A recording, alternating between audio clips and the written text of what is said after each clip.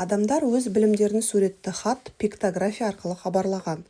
Әрбір ұғымның өзіндік шартты таңбасы болған. Шұбар атты салу арқылы малдың індет ауруынан қырылғанын білдірген. Қара үңгір мекенінен дөңгелек түптері қызыл бояумен боялған қыш ыдыстар табылды. Ыдыстарға шұңқыр мен штрихтар түріндегі өрнектер салынған.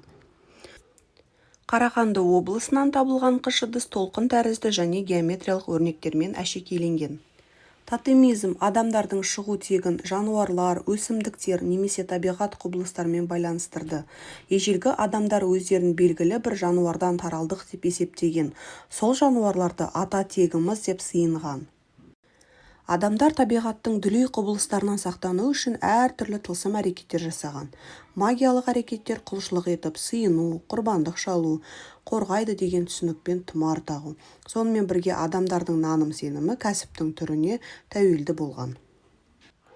Егіншілер егіннің, малшылар табынның өз құдайлары болады деп есептеген. Діни түсініктердің пайда болуын неандерталдықтардың жерлеу ғұрпынан байқауға болады.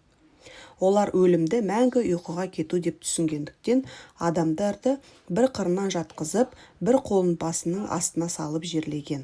Адамның маңайына киіктің мүйізін айналдыра қойған. Өте ерте заманда өлген адамның үстіне қызыл минерал бояу сепкен. Қызыл түс қанның түсі. Ертедегі адамдар қан жанмен байланысты екенін білген. Палеолиттік суретшілер сурет салуда ағаш көмірін пайдаланған. Суреттер үңгірдің қабырғасында бейнеленген. Шашын таңғаларлықтай сәндеген, белін буған әйелдерді жиі бейнелеген. Әртүрлі бояумен шауып келе жатқан аттарды, аңшылықтың түрлі көріністерін салған.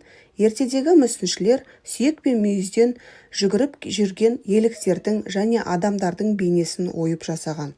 Сүйек пен мүйізден жасалған әйелдердің мүсіндері көп табылған. Еңбек құралдарын ойып әшекейлеу өте жиі кездеседі.